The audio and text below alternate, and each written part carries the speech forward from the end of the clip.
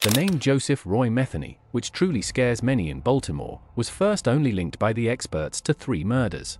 Metheny ensured accountability for the deaths of 13 people with a cold confirmation.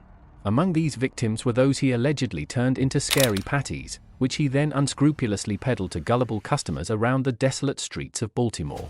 The 6 feet 1 inch, 450-pound timber worker was renowned for his aggressive behavior, so when police detained him in December 1996, they were ready for a fight. They expected anything but cooperation because of his intimidating appearance and reputation. The cops were more nervous about Metheny because of his size and explosive nature, since they knew it would be hard to bring someone down of his caliber. Aware of the hazards, they readied themselves for what might be a violent clash. The cops, braced expecting violent resistance, were taken aback by Metheny's surprising calm and cooperation. But underlying his cool facade was something darker than they had imagined. What police investigators didn't expect was the shocking information that was about to be revealed to them, a thorough and candid confession from Joe Metheny himself. The police team was shocked by Metheny's statement due to its extreme harshness and transparency. His statement, "I'm a very sick person," reverberated through the room with a terrible reality that touched everyone who heard it. Metheny disclosed the graphic details of his atrocities, which included rape, murder, and dismemberment of weak victims, including homeless people and sex workers, in his terrifying confession. Surprisingly, Metheny acknowledged that his victims served as stand-ins for his actual objective, which was his lover who had fled. Driven by an obsessive-compulsive disorder, he killed everyone who came in his way as a pointless means of making up for the space she left behind. That was just the beginning of Metheny's wickedness. Sinking even farther into his own lunacy, he made the startling confession that he had eaten pieces of his victims. And worse, he fed this grisly meal to gullible people, violating their confidence while they ate his macabre feast. It was a darkness beyond explanation, but Metheny's confession revealed the whole scope of his horrible character. His acts of violence were planned crimes motivated by an unquenchable thirst for power and control, as well as a frightening contempt for human life. Welcome back to Phobiavids. Today, we'll explore Joe Metheny's life and criminal activities. The murderer who turned his victims into hamburgers and then sold them to innocent customers. Before starting the video, please hit the subscribe button and turn on notifications to stay up to date with the latest uploads. The unstoppable hunger for revenge of Joseph Roy Metheny. Early in life, Joe Metheny faced hardships that shaped his upbringing. In Essex, a Baltimore suburb, he experienced the brutal reality of instability and maltreatment as a child. It was challenging for Metheny to fill the vacuum created in his life by his absentee father, who struggled with alcoholism. Without a loving and guiding father figure, Metheny was mainly left to handle the difficulties of his early years by himself. The difficulties of his upbringing were exacerbated by Metheny's mother, who had to shoulder the heavy task of supporting her 6 children. She battled to preserve some sort of normalcy in the face of financial pressure and familial strife, having to work extra shifts to make ends meet. The Metheny household's everyday life was shadowed by the prospect of poverty and uncertainty, despite her best attempts. In the midst of this familial conflict and hardship, Metheny's gruff personality started to emerge. He was left feeling abandoned and resentful due to the lack of a consistent masculine role model. Driven by feelings of resentment and rage, Metheny's rugged demeanor evolved into a coping strategy, a barrier against the suffering and unpredictability of his turbulent childhood. Although hardly much is known about his early years, Metheny's 1973 decision to serve in the army at the age of 19 was a pivotal moment in his life.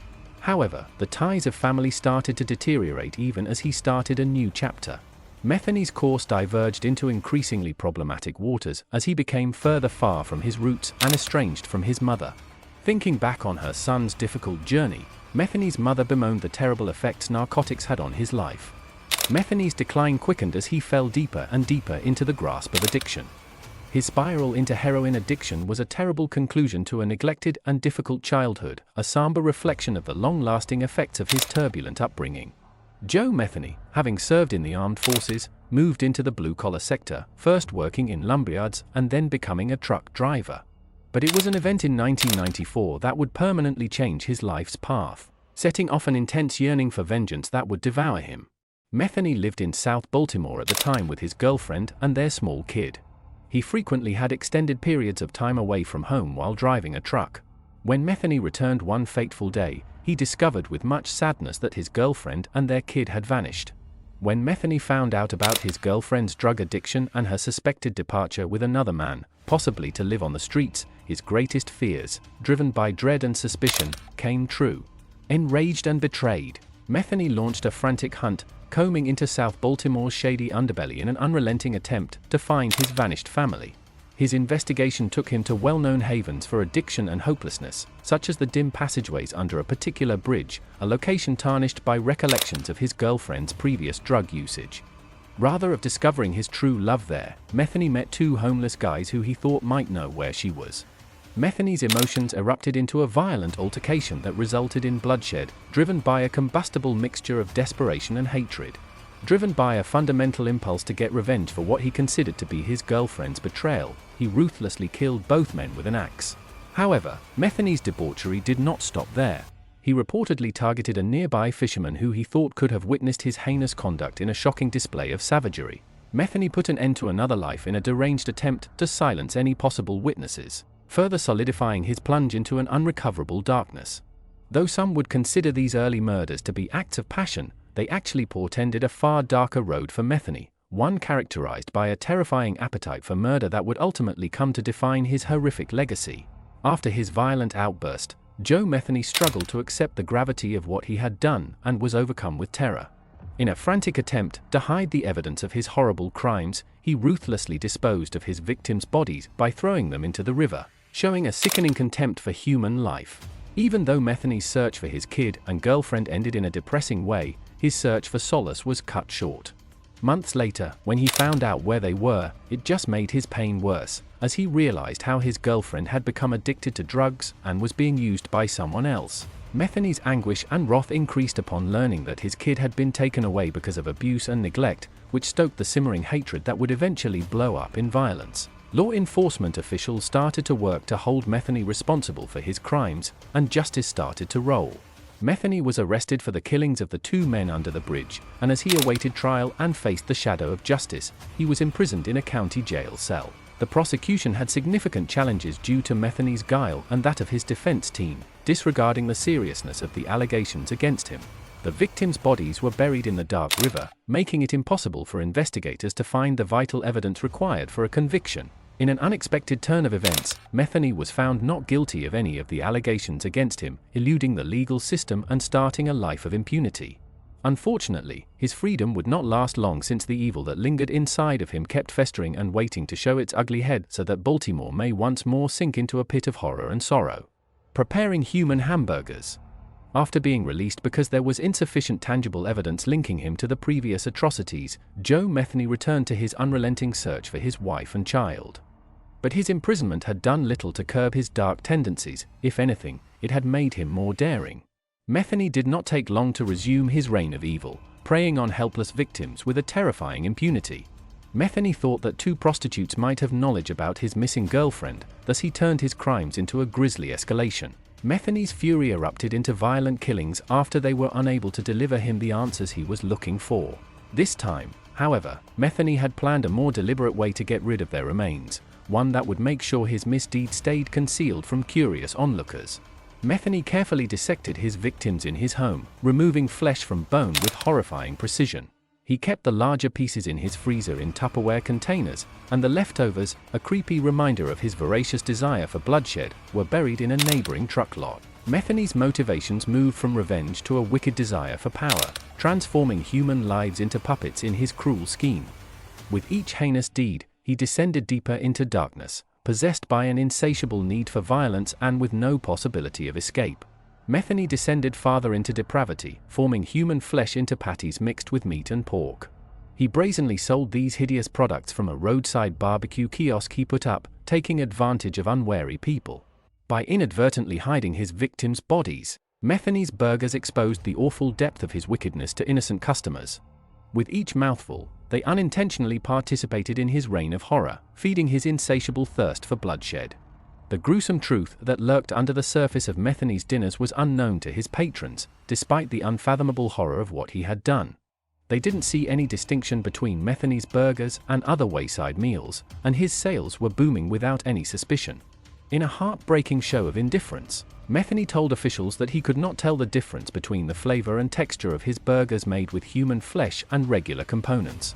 The vicious circle of violence and depravity was furthered by his blatant admission, which was a sobering reminder of how easily he had tricked his gullible victims into consuming his hideous concoctions. Metheny's continuous reign of terror persisted despite the threat of being discovered, as his predatory tendencies compelled him to hunt down fresh victims in order to sate his ravenous need for special meat. His terrifying warning to anyone passing by strange roadside stalls was a somber reminder of the evils that can exist beneath the surface of normalcy. The death of Joe Metheny in prison. In 1996, Rita Kemper, a brave potential victim, escaped and informed the authorities, putting an end to Metheny's reign of terror. After going through a horrific journey, Metheny was arrested and gave a terrifying confession about his horrible deeds. To highlight just how bad he was, even the story of how he had killed a fisherman years earlier was told. Metheny's confession exposed his culpability for 10 deaths, startling police enforcement. Officials discovered that his inclination towards violence remained unrelenting even after this disclosure.